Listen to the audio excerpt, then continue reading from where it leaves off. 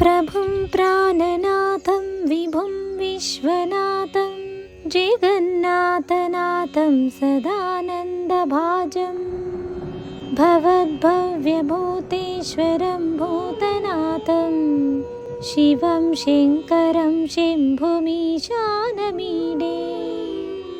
गलेरुण्डमालं तनौ सर्पजालं महाकालकालं गणेशादिपालं जटाजूटगङ्गोत्तरङ्गैर्विशिष्यं शिवं शङ्करं शम्भुमीशानमीडे मुदामाकरं मण्डनं मण्डयन्तं महामण्डलं भस्मभूषाधरन्तम् अनादिं ह्यपारं महामोहमारं शिवं शङ्करं शम्भुमीशानमीडे वटातो निवासं महाट्टाट्टहासं महापापनाशं सदा सुप्रकाशं गिरीशं गणेशं सुरेशं महेशं शिवं शङ्करं शम्भुमीशानमीडे गिरीन्द्रात्मजासं गृहीतार्थदेहं गिरौ संस्थितं सर्वदा पन्नगेहं परब्रह्म ब्रह्मादिभिर्वन्द्यमानं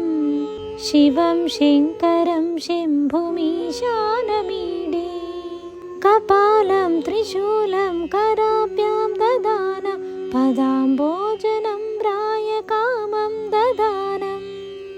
बलिवर्धयानां सुराणां प्रदानं शिवं शङ्करं शम्भुमीशानमीडे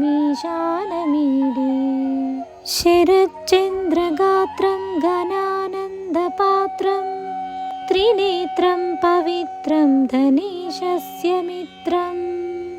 अपर्णाकलत्रं सदा सच्चरित्रं शिवं शङ्करं शम्भुमीशानमीडे हरं सर्पहारं चिताभूविहारं भवं वेदसारं सदा निर्विकारं श्मशाने वसन्तं मनोजं दहन्तं शिवं शङ्करं शम्भुमीशानमीडे स्वयं ह्यप्रभाते नरशूलपाणे पठेत् स्तोत्ररत्नं त्विह प्राप्य रत्नं सुपुत्रं सुधान्यं सुमित्रं कलत्रं